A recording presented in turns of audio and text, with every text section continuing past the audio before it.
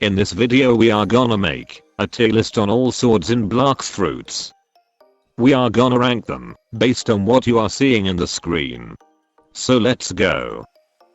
We are starting with first C swords, and majority of them are trash. If you are still using these swords in second or third C, you are probably crazy. I actually forgot how dual-headed blade works, so I'm gonna check it out in game. Yeah, this is absolutely trash. Pipe was actually a good sword for grinding before, so I'll be nice and put it at okay. Perfect. Soul Kane though, can either be very strong or okay, depending on how you use it. In my hands it will just be at okay, but for someone who's very good at PvP it will be very strong. I forgot how the Warden sword works, but I'm not gonna bother checking, cause it's trash anyway. Bacento is kinda useless even with the V2, but it's doable compared to the rest of the swords at the bottom.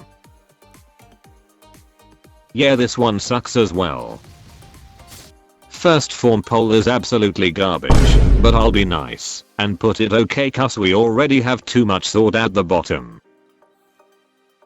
Saber have the highest damage out of all swords, but that's only if you are very close to your enemies.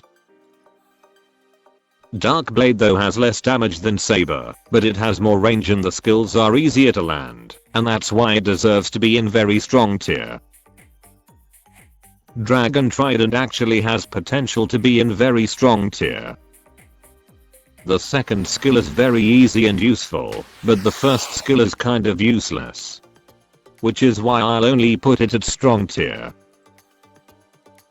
Gravity Kane is trash, unless it gets a V2 in the future.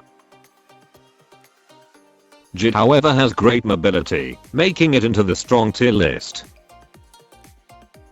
I guess longsword is pretty okay, but no one really uses it anyways. Koko is basically an electric Shizu. I'll put it higher than Saber, but not at the same tier as Dark Blade. I've only seen people use Midnight Blade with Do, but it has great combo potential, so I'll put it below Soul Kane. Pole second form actually used to be overpowered, but it got nerfed so bad, so I'd say it's as good as Koko sword. Rengoku will be lower than Pole, because it has small hitbox, but you can definitely deal a lot of damage with this sword. Meanwhile, Sadie and Wando are similar to each other, and both swords are not that impressive for a legendary sword.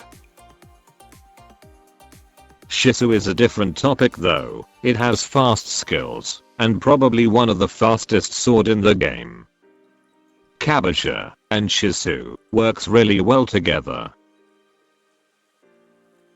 True Triple Katana is a mix of all those three legendary swords, so it's only natural for it to be very strong.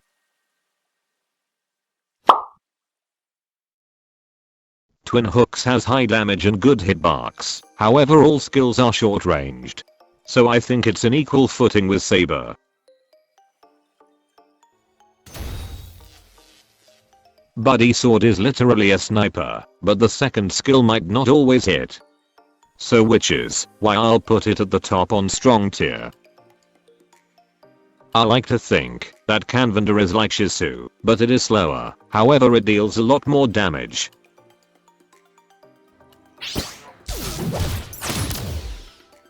Dark Dagger is also one of the fastest sword in the game, allowing you to teleport to your enemies.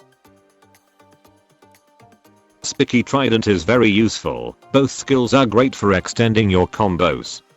The only downside is that your enemies can easily kintrick this sword.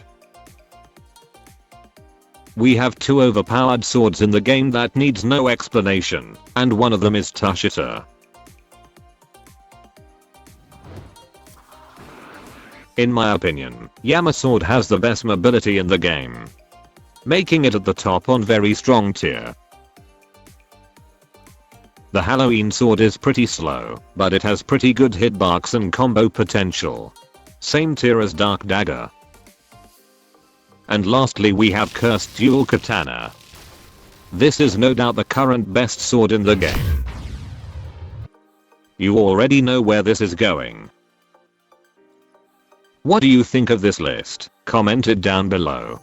And don't forget to subscribe. Goodbye.